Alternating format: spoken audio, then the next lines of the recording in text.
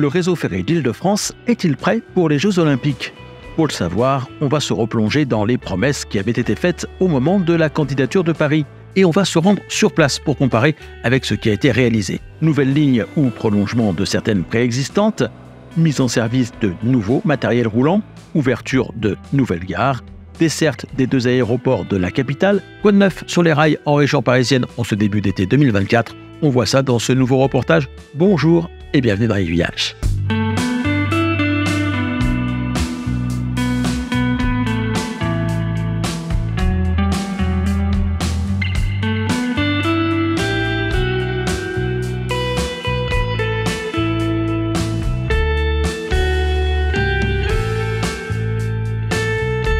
La première des compétitions s'est jouée il y a bien longtemps. Pour être désigné ville hôte, il faut en effet que son dossier soit retenu parmi tous ceux qui sont déposés.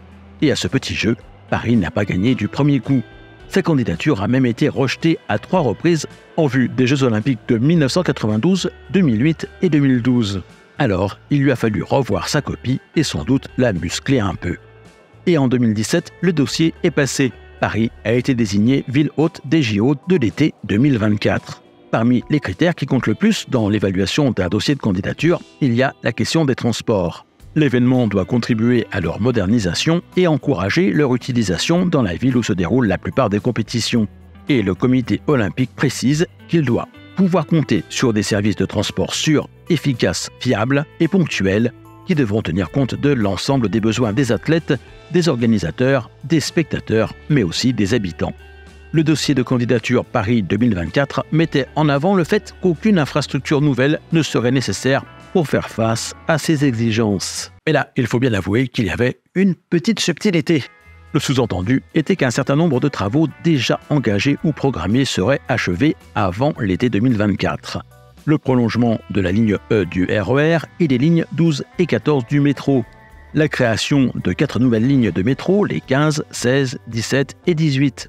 Le prolongement de la ligne T1 du tramway et le lancement d'une nouvelle desserte ferroviaire aéroportuaire, le Charles de Gaulle Express, devant relier la gare de l'Est à l'aéroport de Roissy. Pour le reste, ce qui était prévu était l'augmentation des fréquences, le déploiement de personnel supplémentaire et une amplitude horaire élargie. Et aussi un petit détail qui ne manquerait pas de faire grincer des dents quelques années plus tard. Outre le transport gratuit des athlètes, des organisateurs et plus largement de toutes les personnes accréditées par le comité olympique dans le cadre de leurs fonctions, qui fait partie des obligations imposées à toutes les villes organisatrices et concerne environ 200 000 personnes, le dossier Paris 2024 promettait l'accès au transport public gratuit pour tous les détenteurs de billets sur l'ensemble de l'Île-de-France le jour des compétitions concernées. Mais ça, c'était avant la crise sanitaire. Au sortir de celle-ci, plusieurs signaux d'alarme commencent à être tirés. Le réseau ferré francilien présente des points de faiblesse et il devient évident, à moins de 2 ans de l'événement, que plusieurs infrastructures majeures ne seront pas prêtes à temps. La Cour des comptes s'inquiète ainsi dans un rapport publié en janvier 2023 de l'avancée du chantier de prolongement du RER-E, qui doit contribuer à améliorer la desserte de l'Arena de Paris La Défense, de celui de la ligne 14 du métro, crucial pour la desserte du Stade de France, du centre aquatique olympique et du village des athlètes au nord, via la gare de Saint-Denis-Pleyel, et au sud pour celle de l'aéroport d'Orly. Un autre rapport, émis celui-ci par le Parlement, s'alarme en juillet 2023, soit un an avant la date fatidique, du fait que les transports franciliens n'ont jamais aussi mal fonctionné. Aïe! Il va donc falloir revoir ses ambitions à la baisse et se recentrer sur quelques infrastructures majeures, quitte à en laisser d'autres prendre encore un peu plus de retard. Oubliez le Charles de Gaulle Express, le surplus de voyageurs vers la banlieue nord passera par la gare du même nom et pas par celle de l'Est. À la trappe aussi, les lignes de métro 15, 16, 17 et 18. Dans ces conditions, c'est sur les épaules de la 14 qu'une grande partie des espoirs va reposer. La RATP va donc redoubler d'efforts pour que son prolongement à ces 2 extrémités soit effectif avant l'été 2024. Cet objectif-là a été atteint puisque cette ligne relie depuis le 24 juin Saint-Denis-Pleyel au nord à l'aéroport d'Orly au sud. 8 nouvelles stations ont vu le jour, une au nord, les 7 autres au sud. La ligne 14 devient ainsi la plus longue du métro parisien, avec désormais 28 km. La distance parcourue par les rames automatiques a doublé. elle devrait devenir bientôt également la plus fréquentée. À l'occasion de ce prolongement, le système de pilotage automatique des trains a été changé. L'ancien ne permettant pas de gérer le nombre de rames requises pour une exploitation sur une telle longueur. 72 trains circulant en heure de pointe à un intervalle de 80 secondes, soit moins d'1 minute 30 d'attente dans le meilleur des cas. Cette performance ne sera toutefois pas réalisée pendant les Jeux Olympiques, toutes les rames n'ayant pas été livrées à temps. Car avec le prolongement de la ligne et le changement de système de pilotage automatique coïncide l'entrée en service de nouveaux matériels roulants, les MP14, MP pour métro pneumatique, 14 pour 2014, l'année durant laquelle la RATP a lancé son appel d'offres. Celui-ci a été remporté par Alstom pour la fourniture de rames comportant 8 voitures contre 6 pour celles qui circulaient jusqu'alors. La longueur de ces nouvelles rames est de 120 mètres. Leur capacité est de près de 1000 voyageurs. La mauvaise surprise vient du tarif appliqué pour se rendre à l'aéroport d'Orly. S'il reste inchangé pour les détenteurs d'un pass Navigo, les utilisateurs occasionnels des transports parisiens devront s'acquitter d'un billet à 11,50 €. Autre inauguration récente, mais partielle celle-ci, le prolongement de la ligne E du RER.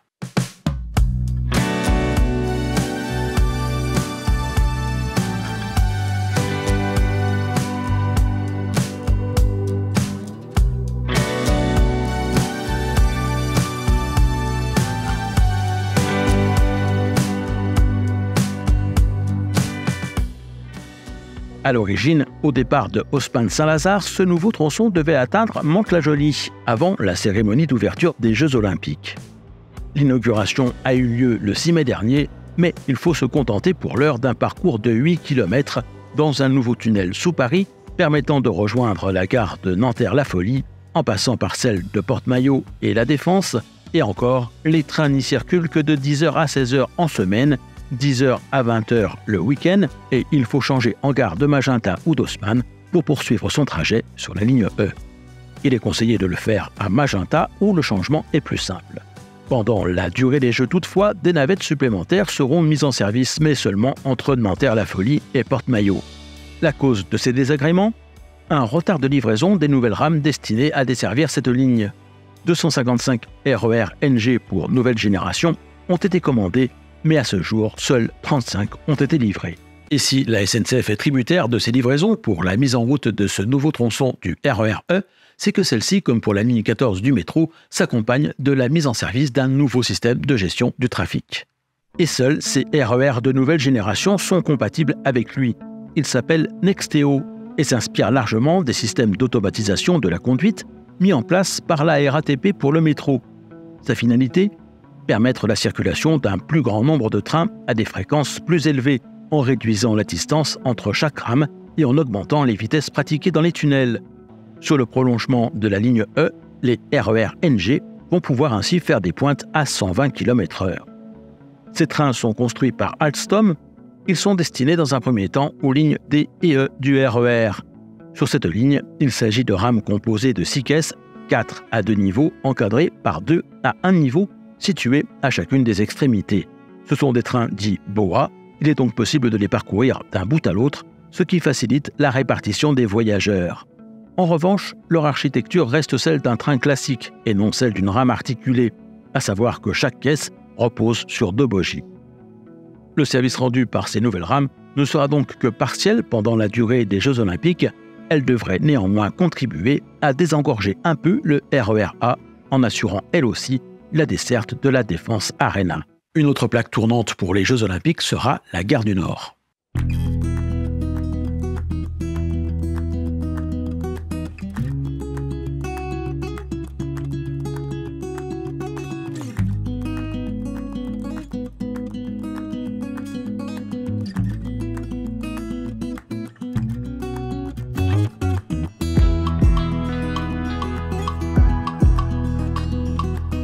Et ce n'était pas nécessairement ce qui était prévu à l'origine.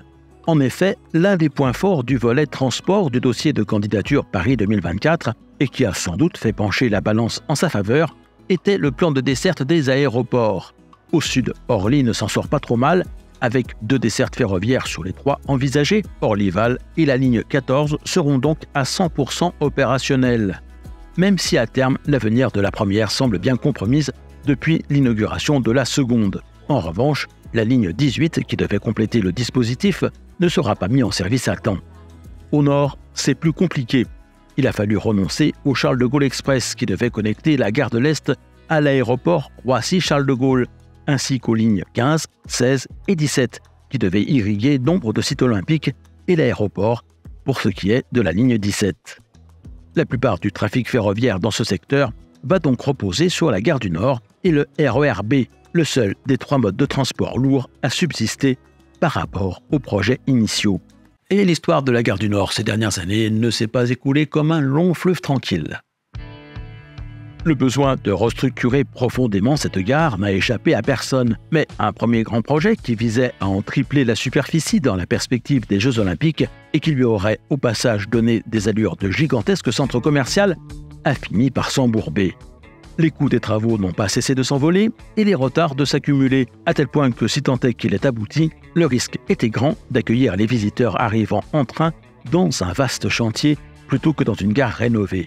Les ambitions ont donc été très largement revues à la baisse et le projet rebaptisé Horizon 2024, histoire de garder tout de même en ligne de mire l'échéance des Jeux Olympiques. Les travaux ont consisté, Brexit oblige, à réaménager le terminal transmanche pour y installer une zone frontière. Un gros travail a été fait sur la signalétique, qui intègre des panneaux rétroéclairés. De nouveaux écrans ont été installés, ainsi que de nouveaux portiques de validation des billets. À l'extérieur, un nouveau parvis pour les piétons et les cyclistes occupe la place que devait prendre le centre commercial envisagé dans le précédent projet. Et un parking à vélo de près de 2000 places a été créé. Mais s'il est une gare qui se voulait être celle des JO de 2024, c'est bien celle de Saint-Denis-Pleyel.